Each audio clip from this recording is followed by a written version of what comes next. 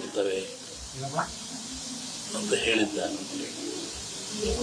ಈಗ ಅದರ ಪ್ರಕಾರವಾಗಿ ನನ್ನ ಲೆಕ್ಕ ಇನ್ನು ಅಮಾವಾಸ್ಯೆವರೆಗೆ ಇರ್ತದೆ. ಅಮಾವಾಸ್ಯೆ ನಂತರ ಮತ್ತು ಬೇರೆ ಭಾಗದಲ್ಲಿ ಹೋಗ್ತದೆ. ಒಟ್ಟಿಗೆ ಇದು ಕ್ರೋಧಿನಾಮ ಸಂವತ್ಸರ. ಕ್ರೋಧನ ಸಿಟ್ಟು ಅಂತ ನಮ್ಮ ಹಿಂದೂಗಳ ಪ್ರಕಾರವಾಗಿ. ಇದರ ಒಳ್ಳೆಯದು ಕೆಟ್ಟದಿದೆ. ಒಳ್ಳೆಯದಕ್ಕಿಂತ ಕೆಟ್ಟದೇ ಜಾಸ್ತಿ ಪ್ರಾಕೃತಿಕವಾಗಿ. ಹಾಗಾಗಿ ಪ್ರಾಕೃತಿಕ ದೋಷ ಇದು ಮುಂದುವರಿಯುತ್ತೆ. ನನ್ನ ಲೆಕ್ಕದಲ್ಲಿ ಅಮಾವಾಸ್ಯೆವರೆಗೂ ಒಂದು ಭಾಗದಲ್ಲಿ ಕಮ್ಮಿ ಆಗ್ತದೆ, ಅಮಾವಾಸ್ಯೆಗಳು ಮತ್ತೊಂದು ಭಾಗದಲ್ಲಿ ಜಾಸ್ತಿ ಆಗ್ತದೆ. ಇದು ಇಂಡಿಯಾಗೆ ಅಂತಲ್ಲ, ಆಲ್ ಓವರ್ ವರ್ಲ್ಡ್ ಹೇಳ್ತಿರೋದು ನನಗೆ. ಹೇಳಿದ್ನಲ್ಲ, ಜಲಕಂಟಕ ಇದೆ, ಎಲ್ಲ ಡ್ಯಾಮ್ಗಳು ತುಂಬುತ್ತವೆ ಅಂತ ಹೇಳಿದ್ದೆ ನಾನು. ಇದೆಲ್ಲ ನೆಲದಲ್ಲಿ ಹೇಳಿದ 20 ದಿವಸ ಧಾರವಾಡದಲ್ಲಿ ಹೇಳಿದ್ದಾನೆ. ಈಗ ಅದೇ ಅನಿಷ್ಟ ಜಾಸ್ತಿ.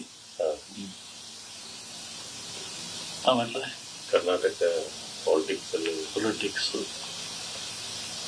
ಒಬ್ಬ ಸನ್ಯಾಸಿ ತಪಸ್ಸಿ ಕೂತಿದ್ದಂತೆ. ಒಬ್ಬ ಬೇಡ ಒಂದು ಜಿಂಕೆ ಉಡಿಸಿ ಬಂದಂತೆ ಕೊಲ್ಲಕ್ಕೆ. ಅವನ ಮುಂದೆ ಹೋಯ್ತಂತ ಜಿಂಕೆ. ಅವನು ಬೇಡ ಬಂದ, ಏನು ಸ್ವಾಮಿ ಇಲ್ಲಿ ಜಿಂಕೆ ಓತ ಅಂತ ಕೇಳ್ದ. ಇವನು ಹೇಳಿ ಕೇಳಿ ಸನ್ಯಾಸಿ ಅವನಂದ, ಈ ಓತು ಅಂತ ಹೇಳ್ಬಿಟ್ರೆ ಕೊಂದು ಬಿಡ್ತಾನೆ. ಆ ಕೊಂದು ಪಾಪ ನನಗೆ ಬಂದ್ಬಿಡುತ್ತೆ. ಇಲ್ಲ ಅಂತ ಹೇಳಿದ್ರೆ ಸುಳ್ಳು ಹೇಳಿದ ಪಾಪನೂ ಬರುತ್ತೆ ನನಗೆ, ಏನು ಮಾಡೋದು ಅಂತ ಯೋಚನೆ ಮಾಡಿದಂತ. ಆಮೇಲೆ ಮತ್ತೆ ಅವನ ಆಸೆ ಕೇಳಿ, ಎಲ್ಲರ ಬಂದು ಹೇಳ್ರಿ ಇದ್ರಿ ಸ್ವಾಮಿಗಳು ಇಲ್ಲೇ ಓತಲ್ಲ. ಅದಕ್ಕೆ ಅವನು ಸನ್ಯಾಸಿ ಹೇಳಿದಂತೆ, ಯಾವುದು ನೋಡ್ತು ಅದಕ್ಕೆ ಮಾತಾಡಕ್ಕೆ ಬರಲ್ಲ, ಯಾವುದು ಮಾತಾಡ್ತು ಅದು ನೋಡಲಿಲ್ಲ, ಏನು ಮಾಡಪ್ಪ ನಾನು. ಕಣ್ಣು ನೋಡ್ತು, ನಿನಗೆ ಕಣ್ಣೇ ಹೇಳಬೇಕು ಓತು ಅಂತ, ಅದು ಮಾತಾಡಲ್ಲ.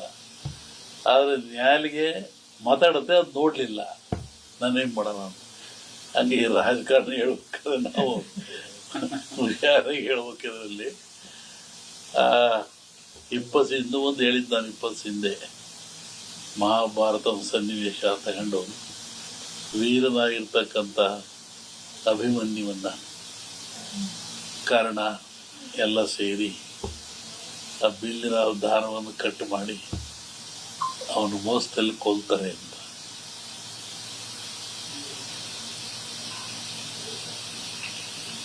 ಆಮೇಲೆ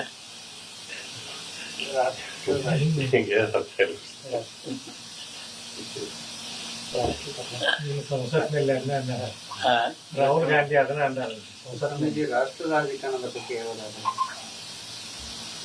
ಅಲ್ಲೂ ಮಹಾಭಾರತದಲ್ಲಿ ಕೃಷ್ಣ ಇದ್ದ ಅಂತ ಭೀಮಿ ಗೆದ್ದ, ದುರ್ಯೋಧನ ಸೋತ. ಇಲ್ಲಿ ಕೃಷ್ಣ ಇಲ್ಲ, ದುರ್ಯೋಧನ ಗೆಲ್ತಾನೆ, ಭೀಮ್ ಸೋಲ್ತಾನೆ. ಇದನ್ನು ಅವತ್ತು ಹೇಳಿದ್ದೆ ಅವನಲ್ಲಿ. ಕರ್ನಾಟಕ ರಾಜ್ಯದ ಮುಖ್ಯಮಂತ್ರಿಗಳ ಬದಲಾವಣೆ ಆಗೈತೆ, ಅದು ಸಮಸ್ಯೆ ಬದಲಾವಣೆ ಆಗೈತೆ. ಈಗೆಲ್ಲ ಅಭಿಮನ್ಯುವನ್ನ ಮೋಸದಲ್ಲಿ ಕತ್ತರಿಸ್ತಾರೆ ಅಂತ. ಏನ್ ಬದಲಾವಣೆ ಸದ್ಯಕ್ಕೆ ತೊಂದರೆ ಕಾಣ್ತಾ ಇಲ್ಲ. ಮುಂದೆ ತೊಂದರೆ ಹೇಳಿದ ಸನ್ಯಾಸಿ ಕತೆ ನಮ್ಮನ್ನು ಅಡ್ಡಾಡ್ದಾಗ ಮಾಡಿಬಿಡ್ತೀರ. ಆಮೇಲೆ ನನ್ನ ಪಾರ್ಲಿಮೆಂಟ್ ಕೇಳಿರು ಧಾರವಾಡದಲ್ಲಿ ವರ್ಷದ ಹಿಂದೆ, ನಮ್ಮ ಊರಿಗೆ ಬಿಡ್ಸಲ್ಲಪ್ಪ ಹೇಳ್ಬಿಟ್ಟು ನಾನು ಇದನ್ನ. ಯಾಕೆಂದ್ರೆ ಈಗ ಈ ಸಮುದ್ರ ಮತನಾಯಿತು, ಸಮುದ್ರ ಮತ ರಾಕ್ಷಸರು ದೇವತೆಗಳು ಆದೇಶ ಕಟ್ಟಿ ಹೇಳಿದ್ರು. ಎಲ್ಲ ಬಂತು, ಲಕ್ಷ್ಮಿ ಬಂತು, ಐರಾವತ ಬಂತು, ಕನಕಾದಿಗಳು ಬಂದು, ವಿಷ ಬಂತು. ಎಲ್ಲವರು ಹಂಚ್ಕೊಂಡ್ರು. ವಿಷವನ್ನು ಯಾರು ಹಂಚ್ಕೊಳ್ಳಿಲ್ಲ. ಆವಾಗ ಪರಮಾತ್ಮ ಕೊಡ್ದ. ಆವಾಗ ಅವನಿಗೆ ಯೋಚನೆ ಆಯಿತು, ಸಕಲ ಸಂಪತ್ತೆಲ್ಲ ಕೊಟ್ಟುಬಿಟ್ಟೆ ನಾನು, ಸಮುದ್ರದಲ್ಲಿ ವಿಷವೂ ಬಂದುಬಿಡ್ತು, ಇದನ್ನು ನಾನು ಕುಡಿದೆ, ಇದರಿಂದ ಪಾರಾಗೋದು ಹೇಗೆ? ಬಹುಶಃ ಈ ವಿಷ ಈ ಜನರ ಮೇಲೆ ಹೋದರೆ ಏನಾಗ್ತಿತ್ತು, ಕಾರ್ಕೋಟ ವಿಷ.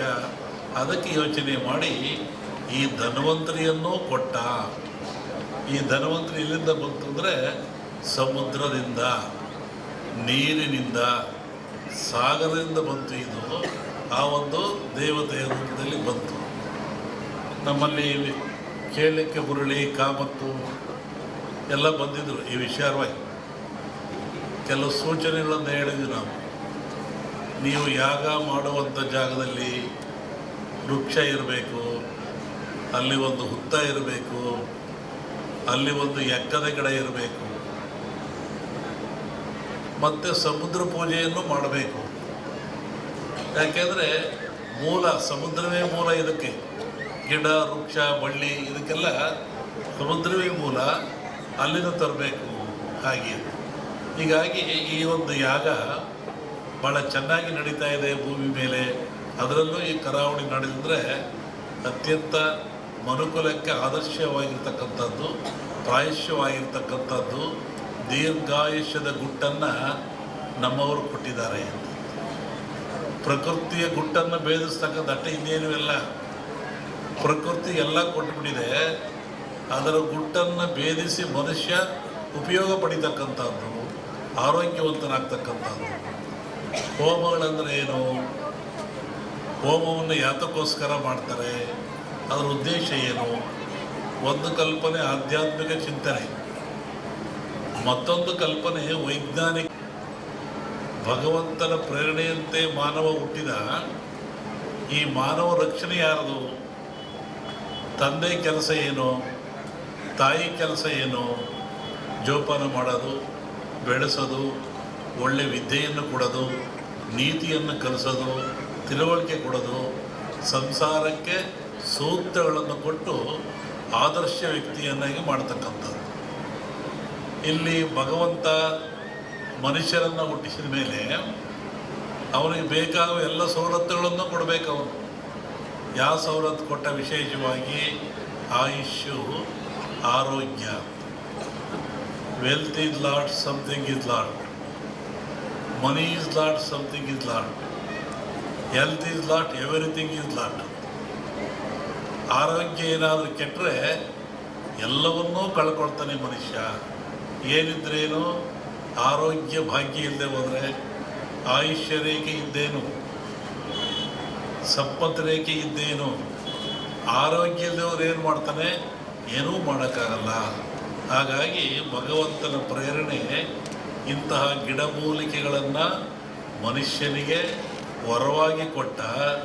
ಇದನ್ನು ತಿಂದು ನೀನು ಉಪಯೋಗ ಮಾಡಿಕೊಂಡು ಸದೃಢವಾಗಿ ಬಾಳು, ಆರೋಗ್ಯವಂತನಾಗಿ ಬಾಳು, ಭೂಮಿಯ ಮೇಲೆ ಸದಾಕಾಲ ಎಂದು ಒಳ್ಳೆಯದನ್ನು ಮಾಡು ಅಂತೇಳಿ ಇಂತಹ ಗಿಡಮೂಲಿಕೆಗಳನ್ನು ಕೊಟ್ಟ ಭಗವಂತ.